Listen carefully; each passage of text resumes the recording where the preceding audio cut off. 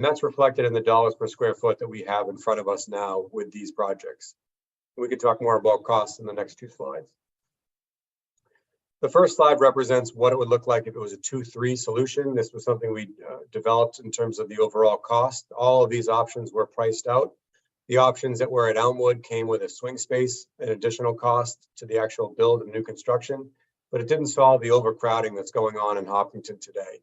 Nor did the Elmwood site provide the most beneficial layout for a future school on that particular site. So with the decision to go to 2-4, we narrowed in on the cost of 2-4. And those are represented in front of you. You can see that the relative costs of the options at Hayden Row were very similar, as it's a greenfield site and it has a blank canvas and does not come with the swing space premiums that were embedded in the Elmwood school cost, where that one was approaching $200 million. The overall cost that was recommended to move forward was the option HR7E at Hayden Row, with a construction dollars of about $767 per square foot and a total project cost of $174 million. Now, again, these costs will be dialed in as part of the final cost this August and brought back in front of the town for a funding vote at that point. I'm going to turn it back to Bob to talk about the overall floor plans and the design where we are.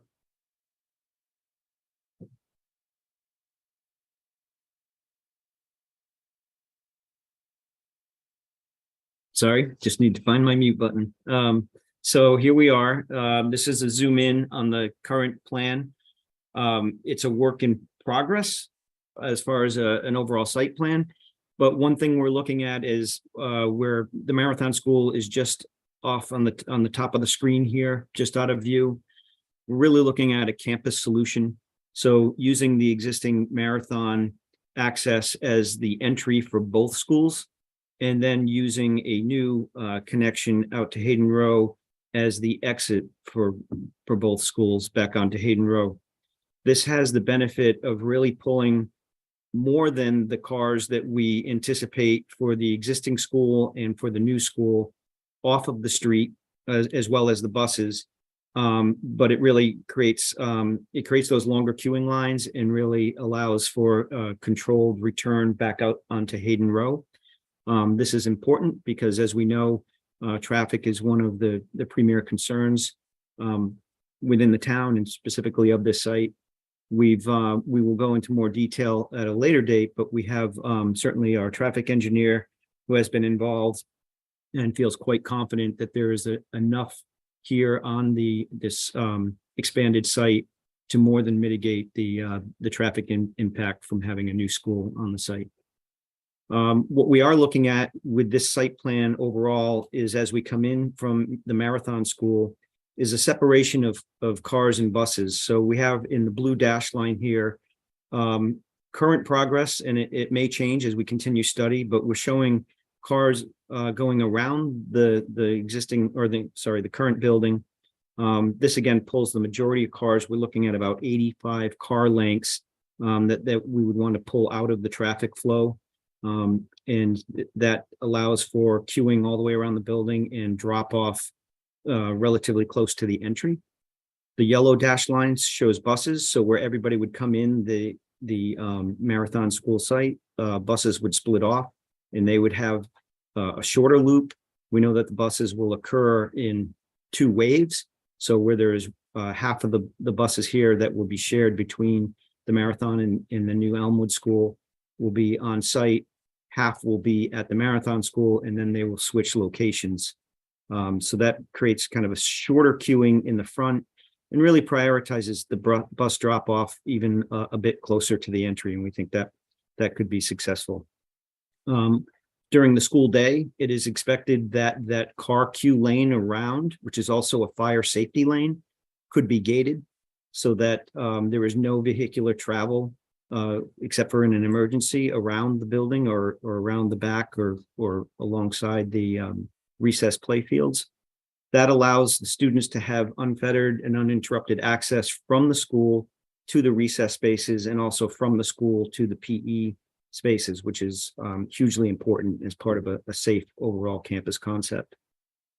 We also have within the site, we have the majority of the parking up front. It's in a good, controlled and visible location. We're providing some overflow parking which may not be fully impervious pavement that is provided on the site as well for major events. The site itself slopes about 12 feet from the gym edge of the building to the cafeteria edge. And within that 12 feet slope, we figure about half of that we can make up with the cut and fill of the topography. So basically cutting at the very high end, but filling that same dirt, balancing the site at the low end. And then 6 feet of the grade change would happen within the building. So each of these academic wings is roughly stepping down 2 feet from each other as the site terraces. This actually, we think, will help with the scale and creating, reinforcing the village concept that I'll go into more detail on for the school.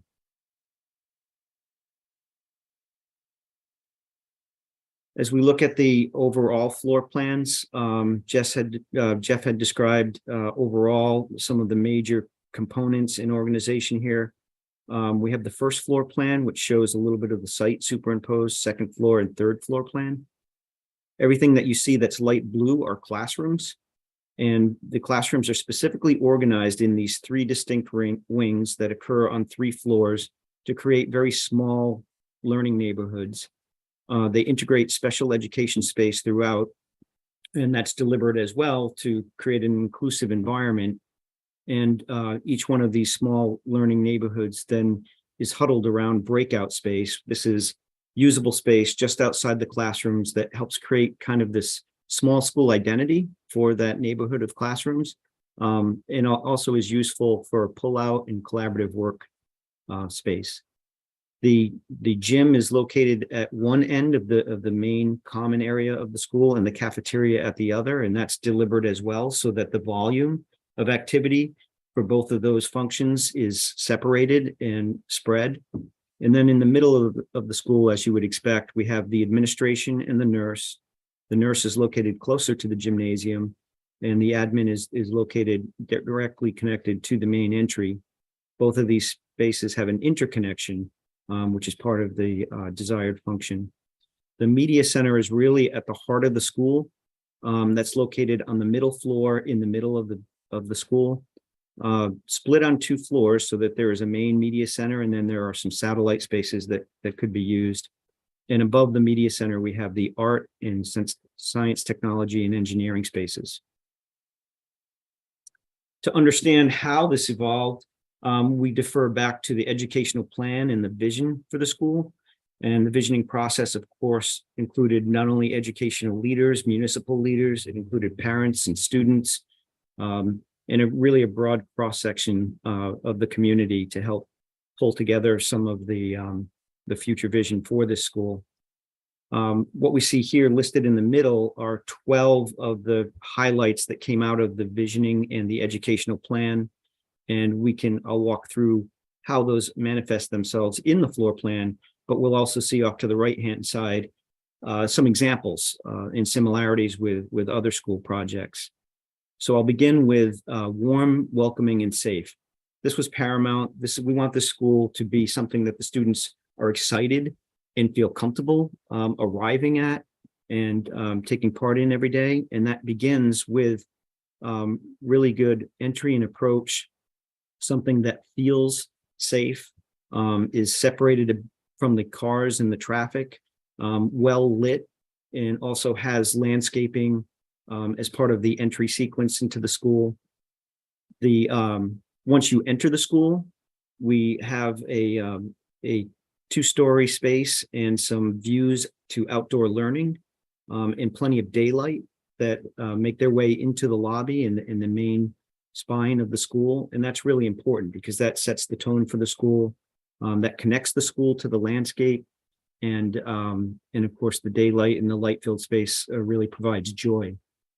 It's also safe because at this planning level, we work on things like the administration having really good visibility, not just of people that enter the school or visitors, but also of the car drop-off, of the bus drop-off, of the parking, and then also views into the main spaces within the school. So as part of a planning concept, that just creates the passive safety that you would really look for in a modern school environment.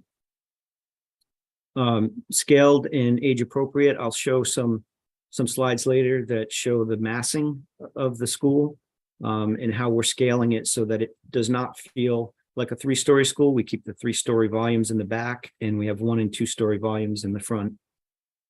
And these are some examples from inside a school of how we really want to respond to the grade 2, 3, and 4 students and kind of make the school building something that's not only functional, but really enjoyable and useful and encourages discovery. The outdoor learning areas were something that was brought up numerous times as part of the goals and educational vision. This is an example from one school where the outdoor learning is effectively a maintenance-free space, but includes a lot of science lab, earth discovery, planting beds, a number of things, a weather station, I believe, a lot of really interesting features. And what we've talked about with the educational team is how these spaces could really be part of an extension of learning and really connect the school further to the landscape in kind of the science and technology type natural learning that we'd love to resource the site for.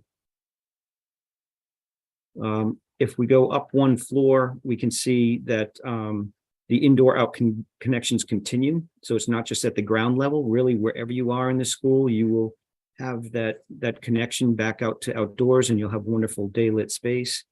That transparency and visibility of programs occurs all the way through the main street, which really gathers the neighborhoods of learning as well as the media center and some of the activity spaces. But within each of the classroom wings, I talked about the huddle space for breakout. And this is something that is not only, again, something that can identify and even be themed so that each student in each grade really feels like they have a special home, but it also becomes functional. The middle image here shows an example of kind of a widened corridor where there's a cluster of classrooms that spill out onto that space. Good visibility from the rooms out to that space, and it really becomes an extension of learning. A lot of opportunities for one-on-one work, for collaborative work. And that is a repeated pattern throughout the school. Within the heart of the school, along with the media center, we also have the science, technology, and engineering spaces that I spoke about. This is an opportunity to really create collaborative opportunities. The example or image down here at the bottom right shows a school that has some interconnected art rooms with science and technology space, which really allows for that cross collaboration between disciplines and between subject areas. Continuing up onto the 3rd floor, we can see the continuation of the science, technology, and art, kind of the heart and soul to the school. We also see opportunities for, as far as school being a teaching tool, some outdoor learning space that could be an extension of the art rooms and of the technology labs. Rooftop learning is what we sometimes call it, and protected space for the students that is intended to be controlled and kind of an extension of those rooms and provide some of the opportunities that we've been hearing about from teachers. We also see that the classrooms themselves offer an opportunity for the personalization, but also breakout spaces and varied activities and modalities within those rooms. The school itself can be a teaching tool, and there's a lot of things that can be done here. In the middle, we're seeing an image of a mechanical room in an elementary middle school where all the equipment is color coded, and there's kind of a little legend and dotted lines so that you can stand in front of the window and start to get a sense of what all this machinery does. Added benefit of any window into a boiler room becomes the cleanest boiler room in the state. So we also see here that universal design concepts is something that we will be bringing to the project, and that means that not just providing physically accessible spaces throughout the school, but making that a part of everybody's journey so everybody shares the same experiences. It also means that we think about other barriers that someone may have, whether it is cognitive or social, emotional, So everything down to the color choices within the school, the plantings, these all matter as far as making a universally comfortable and accessible school for all. Sorry, just I wanted to note for the attendees, I should have mentioned this at the beginning. There's a Q&A function on the bottom of the Zoom window that you can use to post any questions you might have. Feel free to post them as we go through the presentation. When we get to the Q&A session, we're going to address as many of them live on this as we can. So I know one has been posted so far. We're just waiting to answer it until we get to that section. But certainly feel free to post these questions as they pop up during the presentation. I just wanted to make sure people were aware of that. Thanks, John. So one thing as we look a little bit ahead too, and we look at even just the basic classroom, this is getting a little bit ahead of where we are in the design process. But we see what makes a modern classroom really shine. And one of the things that we do typically in new school classrooms is disperse the whiteboards around the room. That allows the students to break out into different groups. It allows the teacher some flexibility with how they set up their room. And it also is useful as a modern school with the marker board is also magnetic, so it becomes a usable tack surface within the school plan. We also know that with activities and project-based learning, having ample storage is paramount. Even on a wall full of storage, we have the sliding doors that cover the storage as marker board space. So that allows, again, for that disbursement of whiteboards. Within the room, we have the really good visibility out into the hallway. You could see from the pictures, but there's also natural safety and visual cutoff lines so that this triangle that's shown in the plan here is a get out of sight space. So as part of the integrated thinking with sustainability and 21st century learning is also safety. This means that although we may have a blind on the window and any interior glass, the blind does not and maybe should not be pulled in the event of emergency, and the students can easily get out of the line of sight. The integrated concepts of sustainability include things like the window patterns on the outside of the building. We know that daylight can improve learning and test scores, but it needs to be controlled daylight. So we usually are able to limit the amount of glass on the outside of the building, but make it more effective so that it becomes an energy efficient building, but also very high quality as far as the natural daylight within the room. That daylight can be bounced effectively as it comes in the window back up to the ceiling. So sometimes we include light shelves that refract the light back up to the ceiling. And of course, acoustics are also an important part of a 21st century modern classroom environment. So reinforced sound systems are typically a part of that. I do want to share that starting today, actually, we are diving a little bit deeper into the design with the faculty and staff. So this is part of the normal process where we've had a number of community forums and faculty forums and been receiving feedback. This is our chance to go into a lot more detail into each of these subject areas, meeting with small groups of the faculty and staff, and talking about what needs to be in the room, what they have now, what the future looks like, what works, what doesn't work. So we're really excited, and so far the teachers are really excited too, to provide a little bit more information on how we shape these rooms. This is just an example of the 12 subject areas that we're going for. Some of them are kind of big and broad, so it's not really 12. It's really expands beyond that. We are meeting with each of the schools, both for all the 2, 3, and 4 grade levels. So we're starting with some meetings at Elmwood right now. We will also meet with teachers at Hopkins. And then later in the process, we'll get together again and maybe bring all the teachers together within each subject area and talking about the commonalities and the way those rooms are being shaped. So it's a pretty exciting time for all. We also, I'll just finish on the, there will be some specialty workshops that are upcoming specifically on security, on technology and kitchen equipment. So there are also some some other types of meetings that'll include local fire and safety and other experts from the greater school community and town in general. I think what we'll do now is Jeff will wrap us up with some schedule. Thanks, Bob. So as you've heard Bob walk you on the journey, there's many steps along the way that lead to the design, which makes a very rich and fulfilling design. And Bob is the undue task of navigating that process and collecting all the input from the various stakeholders.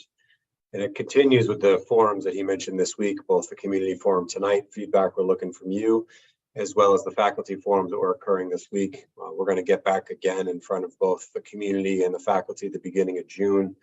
But the design team will be working diligently all the way through the end of the summer, coming up with the scope of the project. There's many things to cover, such as the sustainability, the exterior materials, the massing, which will come at the next community forum, interior designs, cost, logistics. Going on in the background are other things, such as evaluating the existing conditions of the site. There's a traffic study ongoing now as we speak, and that'll come back in front of the community at the presentation on June 7th. So all this will culminate with the end of the summer presenting to the building committee what they want to recommend to move forward with the final option. And we'll collect all those endorsements and approvals at the end of the summer and submit it to the state by their hard deadline of August 31st, which then leads us back into the other slide of approval in the fall by both the state and the town for the project to move forward on. So that concludes our formal presentation. We opened it up to any and all questions. As John alluded to, the chat function is available for anybody that wants to type questions, and we can also, I think, take them verbally. I think we're doing here, but if not, the chat function is definitely available.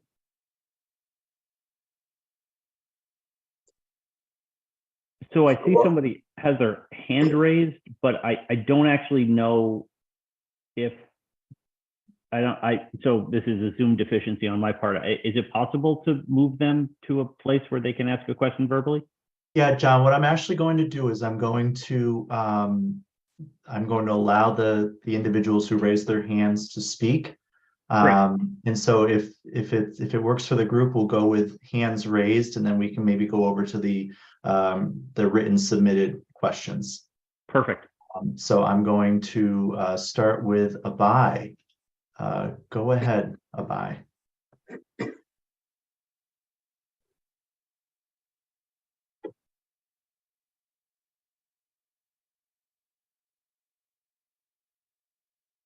I think Abai might be muted still. I believe so.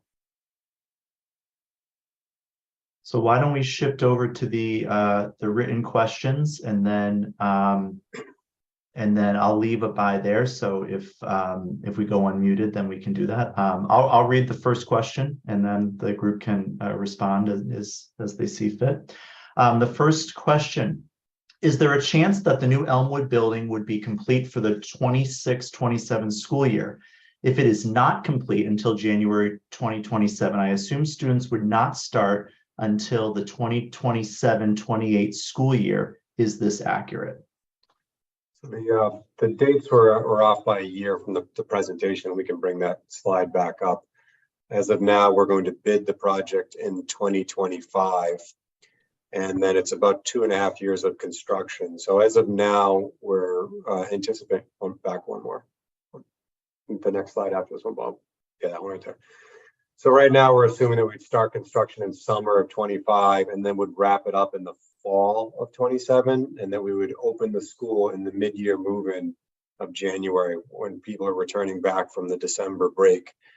We are looking and evaluating of whether we could improve on that and move in time for the summer, September, but shaving 4 months is not an easy shift in the schedule. So right now we're taking the conservative approach of the January move-in, but we are still keeping on the table evaluating whether we could in fact hit the September 27 move-in. We've done the mid-year move-in on many school projects, most notably ones with demolitions where you have to move into the new building and then demolish the old one. So we're no stranger to that, but ultimately it's a decision that the school administration will need to make. Okay. Our second question, how close to the property line will the school be built on the south side? Specifically, how close to the homes on Wild Road? Will there be fencing? Will there be an evergreen tree buffer planted? How will you be controlling the water issues that currently exist on this piece of land? So I can start by answering that in the plan as we're currently showing it, we show it about 100 feet away from the property line. But that's one corner of the building. This happens to be 1 story, 1.5 story portions of the building. So other portions of the building that are taller are set back further. Jeff, I don't know if you wanted to pick up on some of the answers, or Dan. So stormwater management will be part of the overall design. This project will be required to go through the full planning board process for site plan approval, as well as Conservation Commission. So water runoff and mitigation will be part of the overall design. With anywhere where there's impervious, meaning the building and the asphalt roadways will be responsible for collecting the water and recharging it into the ground aquifer. The grading is still preliminary at this point, but we will be working with the topography of the site to ensure that we're not changing in a negative way the runoff from the existing site. As far as the buffer, Bob showed that faint white line is the 100-foot setback from the property line, and the vegetation that's along the existing property will still be maintained as well. Final landscaping plans will be something that also goes through planning board and approval process, so that will be part of that stage of the overall development of the project. Right, great, thank you. Those are the only 2 questions that we have submitted at this time.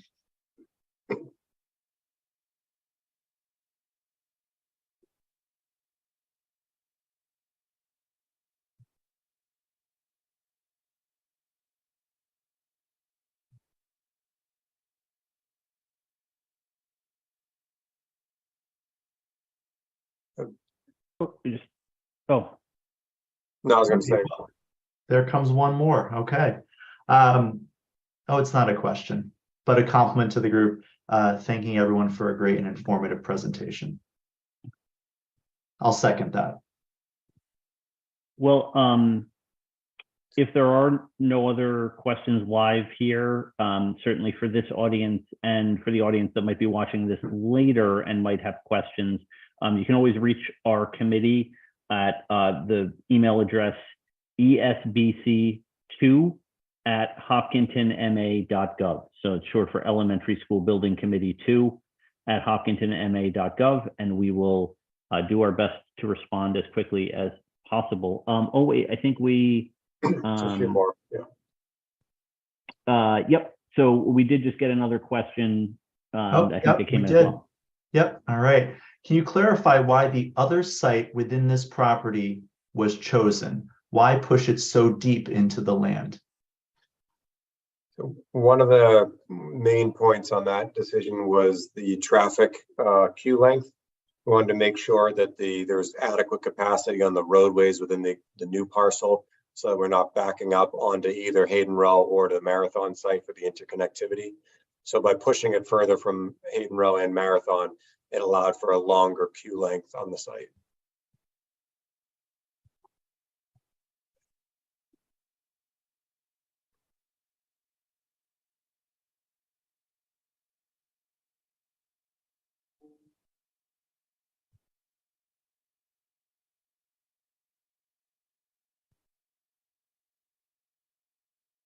Okay, well, again, if additional questions come up, it is esbc2@hopkintonma.gov. But otherwise, I want to thank everyone for joining us tonight and thank our panelists for their presentation. And everyone enjoy the rest of your evening. Thank you. Bye, everyone. Thank you.